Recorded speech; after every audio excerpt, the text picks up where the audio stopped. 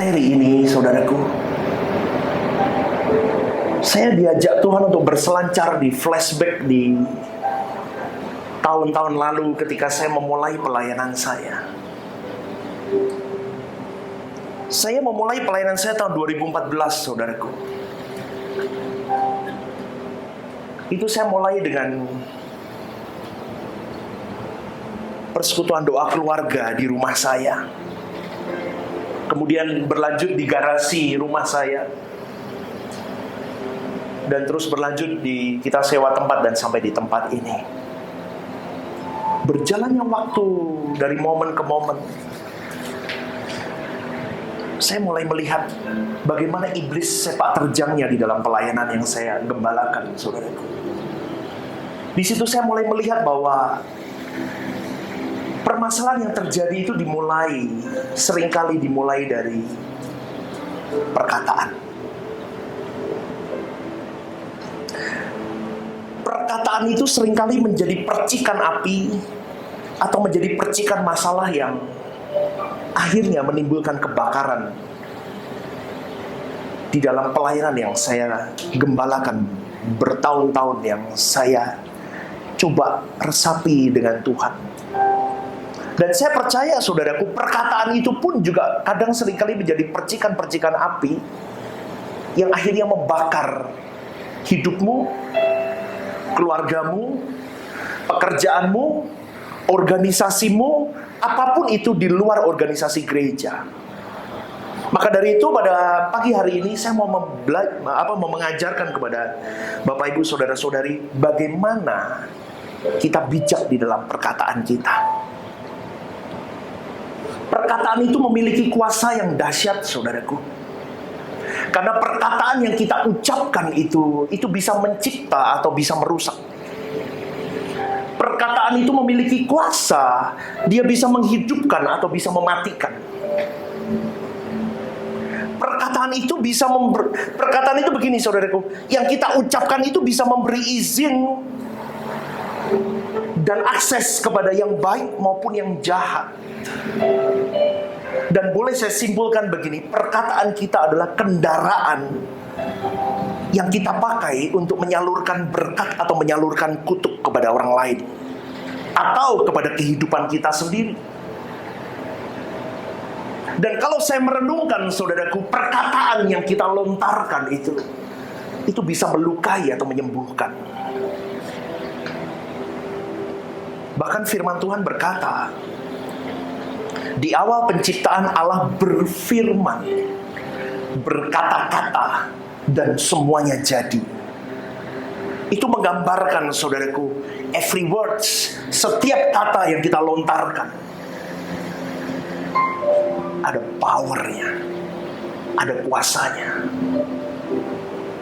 Tetapi ironiknya, seringkali manusia tidak menyadari bahwa setiap perkataan yang dia lontarkan itu sangat berdampak kepada orang lain dan kepada dirinya, dan terutama kepada perasaan Tuhan.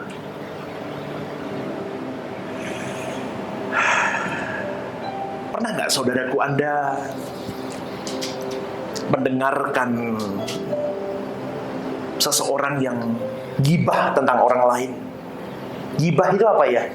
Gosipin orang lain. Terus apa yang Anda alami, saudaraku, ketika Anda mendengarkan gibah orang lain itu? Tak kasih tahu. Stephen tak kasih tahu. Itu loh, si A itu begini. Saudaraku, ketika Anda mendengar tentang Stephen Lim begitu, pernah nggak Anda selesai orang itu berbicara, saudaraku, kemudian Anda ingin benar-benar sekali ingin menyerang Stephen Lim dan menghancurkan Stephen Lim gara-gara orang itu ngomong? Pernah nggak? Pernah kan? Tak kasih tahu. Stephen Lim ini gini loh. Misal Anita nih dengerin, oh gitu ya, Pak Gem tuh begitu. Ya ampun, Pak Gem, iya.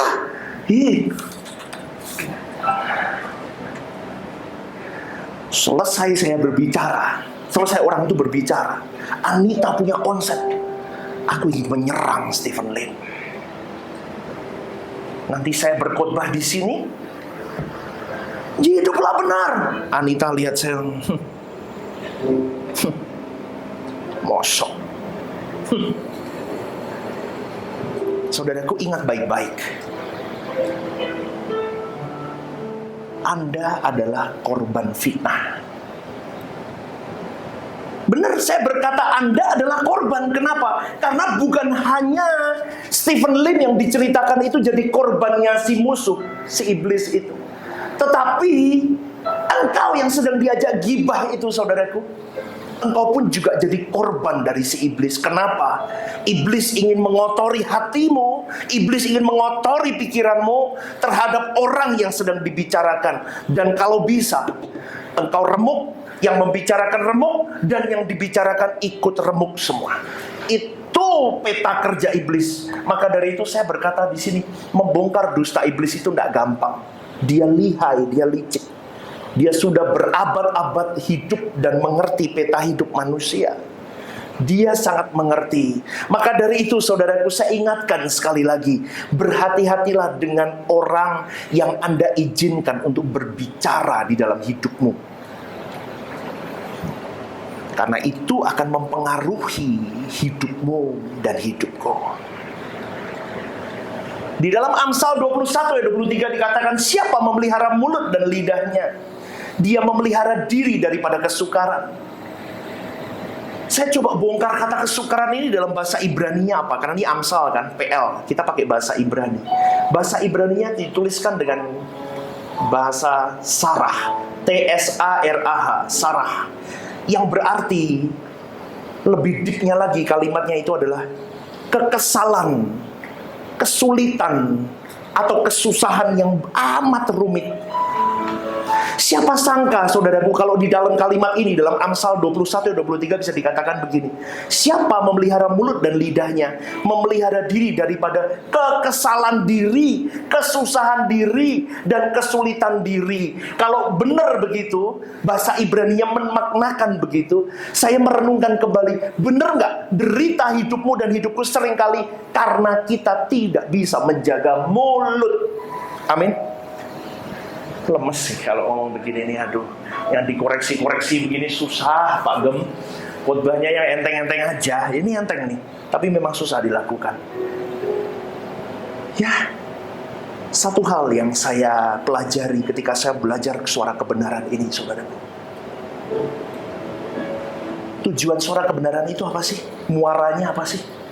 Menjadi serupa seperti Kristus, menyenangkan perasaan Bapa. Betul? Kalau kita bermuara di situ, saudaraku, ketika saya mencoba membuat khotbah ini, saya dapatkan satu poin. Yang saya dapatkan adalah pertama, jangan obral omongan kita. Orang yang mau menyukakan perasaan Bapa, mulutnya tidak boleh sembrono, mulutnya tidak boleh bocor, mulutnya tidak boleh serampangan di dalam mengucapkan segala sesuatu. Banyak orang Kristen menderita karena mulutnya bocor. Maka dari itu, saudaraku, berhati-hatilah membicarakan orang lain. Karena Anda tidak akan pernah tahu siapa dan apa yang akan terkena efek dari perkataan Anda. Amin, saudaraku. Amin, saudaraku. Aduh, kalau diajari ini yang susah-susah ini, mulut, omongan, perkataan, hati, aduh sedih, lemas ya. Ya, bersyukur saudaraku. Ini yang saya dapat dan ini menyenangkan sebetulnya kalau kita belajar lebih rapi.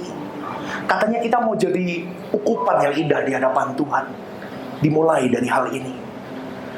Di manakah fitnah dimulai, saudaraku? Di mulut kita. Coba kita buka. Yakobus menuliskan di dalam Yakobus 3 ayat yang keempat sampai 12. Saya akan bacakan, saudaraku.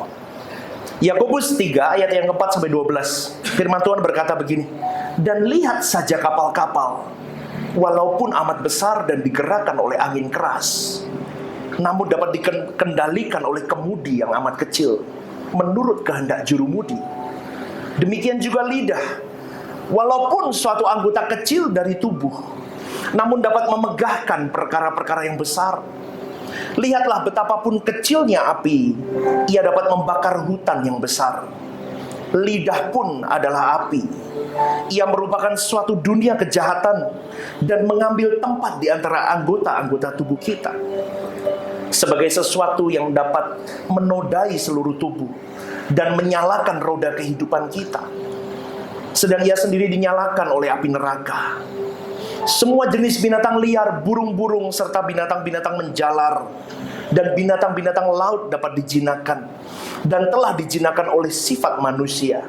Tetapi tidak seorang pun berkuasa menjinakkan lidah. Ia adalah sesuatu yang buas, yang tak terkuasai, dan penuh racun yang mematikan. Dengan lidah kita memuji Tuhan Bapa kita, dan dengan lidah kita mengutuk manusia yang diciptakan menurut rupa Allah. Dari mulut yang satu keluar berkat dan kutuk. Hal ini, saudara-saudaraku, tidak boleh demikian terjadi. Adakah sumber memancarkan air tawar dan air pahit dari mata air yang sama? Saudara-saudaraku, adakah pohon ara dapat menghasilkan buah zaitun? Dan adakah pohon anggur dapat menghasilkan buah ara? Demikian juga mata air asin tidak dapat mengeluarkan air tawar. Haleluya. Alkitab di sini menulis, saudaraku, bahwa lidah kita bisa menjadi begitu jahat. Lidah itu adalah mata air dari mana mengalir air tawar maupun air yang pahit. Ini memang paradoks di dalam kekristenan. Dengan satu mulut aku memuji Engkau Allahku, Bapakku, tapi dengan satu mulut yang sama aku bisa mengutuki sesamaku. Di situ 1 Yohanes 4 ayat 20, Rasul Yohanes berkata kembali, jikalau seseorang berkata aku mengasihi Allah, tetapi dia membenci saudaranya, maka dia adalah pendusta. Karena barang siapa tidak mengasihi saudaranya yang dilihatnya, tidak mungkin mengasihi Allah yang tidak dilihatnya. Nangkep saudaraku, ini berkolerasi semua.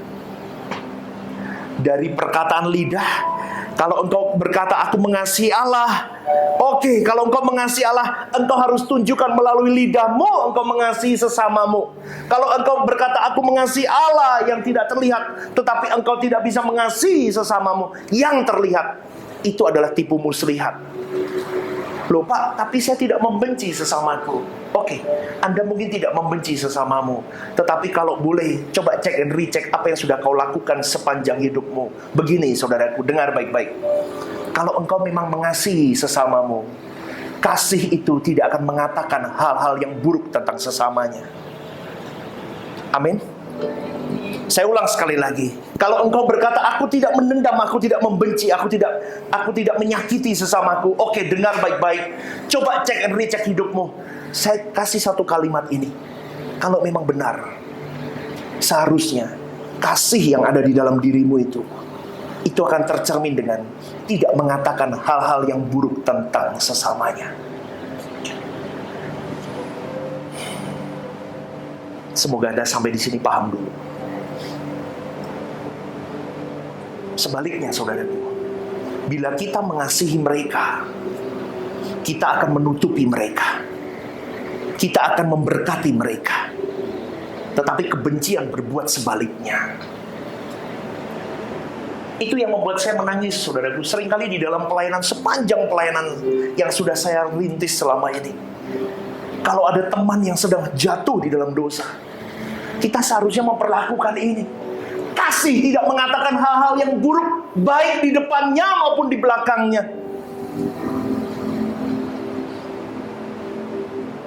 Sebaliknya, kalau kita benar mengasihi mereka, kita cover up mereka, kita menutupi mereka, kita memberkati mereka, bukan memblow up dan membincangkan, menggunjingkan di belakangnya. Di sini nggak ada, saudaraku. Sudah sembuh semua di sini. Itu saya ngomong yang lalu. Amin. Amin. Lu memang benar loh. Ini khotbah ini saya dapat dari Tuhan, saudaraku. Tapi kebencian berbuat sebaliknya. Alkitab berkata, kasih menutupi banyak sekali dosa dalam 1 Petrus 4 ayat 8. Kasih menutupi banyak sekali dosa. Bahkan di dalam Amsal 21 ayat 23 dikatakan, Alkitab berkata, siapapun yang menjaga mulutnya dan lidahnya, menjaga jiwanya dari kesusahan. Wah, jelas saudaraku, kalau engkau sedang menggunjingkan orang dan kekurangan orang dan kejatuhan orang, apa yang kau takar kepada orang itu akan ditakarkan kepada dirimu. Hati-hati. Hati-hati apa yang Anda katakan. Hati-hati dengan siapa yang Anda olok-olok itu. Hati-hati dengan siapa Anda mengatakan hal-hal yang buruk. Karena apa yang Anda tabur itu akan Anda tuai. Karena kata-kata adalah benih, saudaraku. Dan setiap benih memiliki kemampuan untuk menghasilkan tuaian. Wah, kalau sudah begitu, berani nggak kalian ngolok-ngolok sembarangan orang? Tak berani, saudaraku. Karena jelas sekali di dalam Ibrani 4 ayat 12, sebab firman Allah itu hidup dan kuat dan lebih tajam dari pedang bermata dua manapun. Ia menusuk amat dalam dan memisahkan jiwamu dan rohmu, sendi-sendimu dan sumsummu. Ia sanggup membedakan pertimbangan dan pikiran hati kita. Firman Allah yang diucapkan dari mulut Allah itu sendiri jadi pedang dalam hidupmu dan hidupku. Tetapi pedang ini luar biasa. Firman Tuhan itu luar biasa. Coba Anda renungkan. Benar gak omongan saya? Pedang bermata dua ini yang disebut dengan firman Tuhan ini, itu unik. Karena dia punya kemampuan untuk menikam. Menikam di sini artinya menikam kesalahanmu. Seperti saya ketika mempersiapkan ini, saya ditikam dengan masa lalu saya. Itu menikam saya dan aduh sakit Tuhan. Tapi kau ingat, Stephen, dan di situ pedang bermata dua ini bisa membedakan roh. Ketika seorang hamba Tuhan berkhotbah atau kau mendengarkan di YouTube, kau apapun, kau bisa tahu, kau membedakan. Kalau kau baca firman Tuhan, kau punya waktu merenungkan firman Tuhan, saudaraku, kau bisa merasakan ini hamba Tuhan pengajarannya benar nggak, murni nggak, atau ada sesuatu di belakangnya. Anda pasti tahu. Di situ firman Tuhan, pedang bermata dua ini bisa memotong, menyembuhkan, mengkoreksi, bahkan menyembunyikan. Kalimat menyembunyikan ini akan saya bahas nanti, saudaraku. Saya kembali lagi, saya ingat, oh ya, pisau, satu pisau, nih anggap aja pisau, ini meskipun sedotan, saudaraku. Pisau ini, kalau di tangan penjahat dia bisa untuk menikam dan mematikan orang. Pisau ini di tangan ahli bedah bisa menyelamatkan jiwa seseorang. Itu sama dengan firman Tuhan ini, saudaraku. Kalau firman Tuhan ini kau pakai untuk menyerang orang, amin, sering gak? Apalagi saya punya potongan-potongan khotbah banyak, saudaraku. Apalagi kalau potongan khotbahnya yang pas, pasang story, hajar koncone. Nggak ada di sini ya. Sini baik-baik semua ya. Amin, puji Tuhan. Karena dulu saya pelaku, saudaraku. Saya kalau baru jengkel sama polisi misalnya ya, lah nih bojoku agak repot. Pokoknya tak omong itu karan. Betul nggak? Daripada berantem, saya pakai story, pasang WA story. Kalau nggak kirim di grup keluar, ya. Dia kan baca, oh ini ya. Akhirnya dia sadar tanpa keributan. Dengan cara apa? WA story atau kirim WA grup. Bapak Ibu, seringkali kita menyelewengkan itu. Tetapi sejatinya bukan begitu. Firman Tuhan, pedang bermata dua itu seharusnya memotong, membelah, menusuk, menikam dirimu dan diriku terlebih dahulu. Karena kita harus tahu bahwa perkataan yang kita keluarkan itu pun punya kekuatan yang sama, yang seperti Allah katakan di dalam kehidupanmu dan kehidupanku. Perkataanmu dan perkataanku bisa dipakai untuk melukai atau menyembuhkan batin orang. Bahkan Yesus berkata di dalam Matius 12 ayat 37, dia berkata, karena perkataanmu engkau akan dibenarkan dan karena perkataanmu juga engkau akan dihukum. Seperti tadi yang saya katakan, kalau saya suka ngolok-ngolok orang, saya akan ditakar oleh itu. Maka dari itu, saudaraku, kita mulai berhati-hati. Kita mulai belajar tidak lagi menghakimi orang. Saya itu orang yang senewenan, saudaraku, sewotan. Kalau saya punya pegawai begitu ya, tidak bisa manajemen waktu, Tidak ada goalnya. Hari ini goalmu apa? Mesti saya tanya begitu, hari ini goalmu apa? Oh ya ini sih pastor, oke. Pasti saya kejar. Kalau dia sebelum pulang, goalmu mana? Kalau dia nggak bisa kasih, bahasa Jermannya saudaraku budrak saya. Karena saya dari hari ke hari saya punya goal. Goal hidup tuh harus ada. Goal pekerjaan harus ada. Goal segala harus ada. Kalau nggak ada, meleset. Itu mulai hati saya mengumpat. Saya tidak keluarkan di lidah saya, tetapi hati saya mulai mengumpat dan saya mulai ngomong kadang sama istri saya. Mono wera iso. Gitu aja nggak bisa. Gampang loh, gitu aja nggak bisa. Ketika saya siapkan firman ini, Roh Kudus tegur saya. Kadang saya pakaikan baju saya ke orang lain. Belum tentu orang bisa lakukan seperti apa yang saya lakukan. Saya pun belum tentu bisa melakukan seperti apa yang orang lain lakukan. Betul nggak saudaraku? Tetapi saya suka menghakimi orang dengan lidah saya, dengan hati saya. Saya bertobat sekali saudaraku. Tapi bukan berarti kalau begitu stafnya Pastor Stephen santai habis itu. Ya nggak bisa. Tetap harus ada target. Tetapi di sini kita mulai mengerti. Kita setiap hari melakukan pembunuhan karakter kepada sesama kita. Melalui apa yang kita timbul dalam hati kita. Mungkin keluar dari mulut kita. Kita menghakimi mereka. Atau mungkin orang-orang yang sedang jatuh di dalam dosa. Kita menghakimi dan kita membunuh mereka. Dari karakter-karakter mereka, kita matikan mereka. Pada pagi hari ini, saudaraku, saya mau mengajak kepada Bapak, Ibu, Saudara-saudari. Ayo berubah. Kita harus berhati-hati tentang apapun yang kita katakan tentang orang lain. Karena Yakobus 4 ayat 11 dikatakan, saudara-saudaraku, janganlah kamu saling memfitnah. Izinkan saya mengajukan pertanyaan kepada Bapak, Ibu, Saudara-saudari. Kalau kalian baca kitab Korintus, siapa yang sudah selesai baca kitab Korintus? Angkat tangan. Oke. Di situ ada penyelewengan seksual. Di perintisan Paulus di kota Korintus itu terjadi penyelewengan seksual yang cukup menghebohkan pada zaman itu. Saya tanya, namanya siapa orang yang berperilaku penyelewengan seksual di kota Korintus? Ada yang tahu nggak? Ada yang tahu? Korintus itu kota yang maju zaman itu. Dan itu sangat sekali rentan dengan hal-hal, karena modern ya.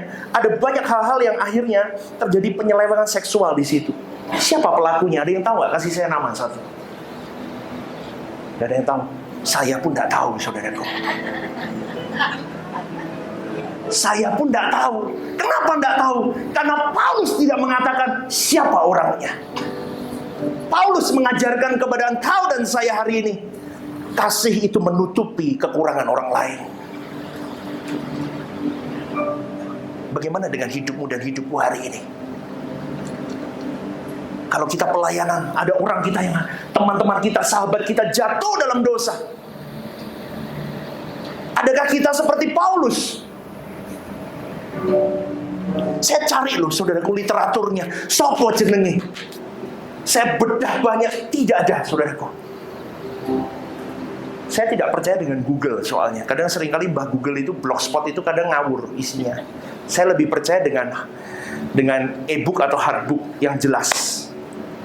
Literaturnya ada, catatan kakinya jelas. Tidak ada saudaraku. Karena tidak ada semua, saya cari Google akhirnya. Terpaksa. Pilihan terakhir, tidak ada juga. Dan saya simpulkan saudaraku, Paulus adalah pribadi pelayan Tuhan yang sangat mengerti. Bahkan dia berkata, jangan memfitnah sesamamu. Itu jelas sekali diajarkan oleh Paulus. Meskipun Paulus tahu teman pelayanannya jatuh dalam dosa, dia menegurnya, yes.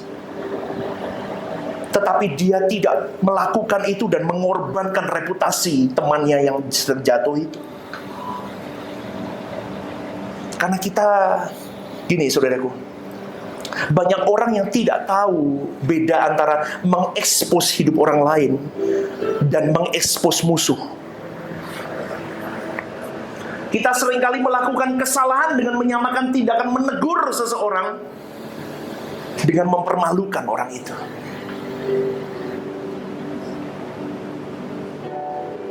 Menegur berarti mengidentifikasi kelakuan atau tindakan yang salah dan menyampaikan kebenaran dan instruksi supaya orang itu melakukannya dan mengubah kelakuannya. Tetapi engkau dan saya hari-hari ini seringkali, saudaraku, ketika ada orang sekitarmu jatuh, kita gunakan lidah kita, kita hantam mereka, kita hajar mereka. Yang dilakukan pendakwa adalah mengekspos hidup orang, menuduh mereka dan menyalahkan. Itu kerja si iblis. Tetapi yang dilakukan Roh Kudus adalah menemplak dosa orang, menegur dan menyembuhkan, dan membawa dia bangkit kembali dari dosa kesalahannya. Saudaraku, coba Anda pikirkan baik-baik. Kalau yang jatuh itu adalah anakmu, atau kalau yang jatuh adalah Hansel atau Jaden, saya tanya, adakah saya akan mengumbar kesalahan anak saya? Dan saya akan beritakan di tabloid ternama, saya masukkan di iklan radio, saya masukkan di iklan TV untuk kesalahan anak saya? Tidak, saya akan menutupinya dengan kasih. Saya akan mendisiplinkan dia, saya akan mendidik dia. Tetapi yang paling penting, saya akan membawa dia bangkit dan kembali maju. Seharusnya, saudaraku, kalau engkau memang benar-benar memiliki hati yang mengasihi, lidah yang bertobat, pikiran yang benar-benar mau menyenangkan perasaan Tuhan, jika hari ini engkau melihat sesamamu sedang jatuh atau sedang terpleset karena di dalam masa kebodohannya, apa yang kita lakukan, saudaraku? Kita menutupinya dengan kasih. Tolong renungkan hal ini. Jangan terburu-buru dengan apa yang saya bacakan ini, saudaraku. Tetapi renungkan coba. Bagaimana kau hidup selama ini ketika melihat orang lain jatuh, saudaraku? Bagaimana? Di dalam Yakobus 5, 19-20 dikatakan, saudara-saudaraku, jika ada di antara kamu yang menyimpang dari kebenaran, dan ada seorang yang membuat dia berbalik, ketahuilah, barang siapa membuat orang berdosa berbalik dari jalannya yang sesat, ia menyelamatkan jiwa orang itu dari maut, dan menutupi banyak dosa. Kata Yunaninya, bertobat itu adalah epistrepo, artinya kembali untuk mengasihi Tuhan. Setiap kita di dalam tubuh Kristus punya tanggung jawab yang sama. Ketika kita melihat sesama kita jatuh, lidahmu berkuasa mau membawa mereka kembali mengasihi Tuhan di dalam lubang lumpur dosa mereka, atau engkau mau mencerca dia dan menjatuhkan dia. Maka dari itu ada satu perumpamaan yang Tuhan, ingat gak seorang pelacur yang akan dilempari batu pada waktu itu. Waktu itu Tuhan menulis di tanah, siapapun yang tidak memiliki dosa boleh lempar perempuan itu yang pertama kali. Dan semua orang di kerumunan itu, ahli-ahli Taurat semuanya, kepala-kepala imam-imam, akhirnya melepaskan batu itu dan meninggalkan pelacur itu. Dan Yesus berkata, aku pun tidak menghukum kau, pergilah dan jangan berbuat dosa lagi. Adakah kita berani, saudaraku, engkau dan saya hari ini berlaku hal yang sama dengan segala kekurangan sesamamu? Kau bisa berkata itu, aku menutupi engkau, bukan aku mau menyimpan dosamu, tidak. Tetapi aku belajar untuk mengasihimu, karena aku tahu hari ini kau sedang di dalam masa kebodohan. Aku ingin jadi pertolongan tangan Tuhan untuk membawa engkau bangkit dan kembali mengasihi Tuhan. Maka di dalam ending perselancaran saya dengan Tuhan, saudaraku, saya minta kepada Tuhan, Tuhan, kalau boleh, izinkan aku memiliki lidah seorang murid. Pernah nggak Anda minta itu? Sepanjang umur saya belum pernah minta, saudaraku. Tetapi ketika mempersiapkan ini, saya minta kepada Tuhan. Aku minta Tuhan, lidah seorang murid. Karena dalam pelayanan bertahun-tahun, saya menyadari bahwa banyak jiwa-jiwa orang-orang yang perlu dibesarkan hatinya, saudaraku. Benar gak, saudaraku? Benar gak? Banyak sekali orang-orang yang perlu dibesarkan hatinya, perlu dikuatkan melalui percakapan kita, melalui kalimat-kalimat kita, perlu diteguhkan. Tetapi selama ini kita berada di kubu si pendakwa musuh kita. Kita suka mengecilkan hati orang, bahkan di dalam pelayanan kita. Kita seringkali memberikan perlakuan yang kejam, melemahkan hati mempelai Kristus. Tapi hari ini, pada pagi hari ini, saudaraku, yuk jadi partnernya Tuhan yang baik. Milikilah lidah seorang murid. Kita bergandeng tangan. Kalau sesamamu jatuh, anggap itu kakakmu, adikmu, anakmu, istrimu, suamimu. Coba Anda, Pak Agus, saya tanya, kalau anakmu jatuh dalam dosa, apa yang kau lakukan? Mendisiplin pasti. Tapi Anda menutupinya, betul kan? Karena engkau mengasihi dia. Apakah kita tidak bisa lakukan itu kepada orang lain? Itu yang saya rindu, saudaraku. Kita bareng-bareng.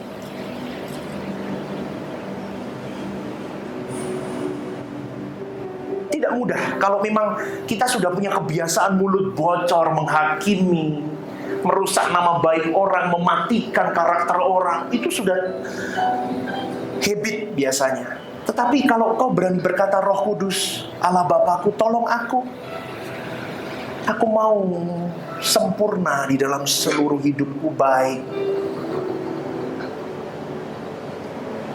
Yesaya pernah berkata begini. Di dalam Yesaya 50 ayat yang keempat, Tuhan Allah telah memberikan kepadaku lidah seorang murid, supaya dengan perkataan aku dapat memberi semangat baru kepada orang yang letih lesu. Setiap pagi ia mempertajam pendengaranku untuk mendengar seperti seorang murid. Wow. Di situ saudaraku, saya rindu kepada Bapak Ibu saudara-saudari yang datang pada pagi hari ini. Kita bertobat bareng-bareng. Saya tidak ngomong saya sudah sempurna, tidak. Saya pun sedang berjuang, saudaraku. Saya pun jatuh bangun. Apalagi dengan karakter saya yang terus sedang saya kikis, saya ubah. Kita berjuang bersama-sama. Amin, saudaraku. Siapa yang mau berjuang, angkat tanganmu. Katakan kepada Tuhan, yuk kita afirmasi kebenaran. Ikuti kalimat yang saya ucapkan. Kalian harus ikuti ya. Bapakku, pagi ini aku mau jadi orang yang lebih benar di hadapan-Mu. Kiranya Roh Kudus tuntun aku, berikan aku hati yang mengasihi, yang sungguh-sungguh terpancar dalam hidupku. Aku mau lidah seorang murid, hati yang mengampuni, yang tidak menikam sesamaku, yang tidak menggosipkan sesamaku. Aku mau semua perkataanku, semua gerak-geriku menjadi berkat dan menjadi kehidupan untuk orang lain. Terima kasih Tuhan. Amin. Mari kita bangkit berdiri. Saya undang worship leader maju ke depan.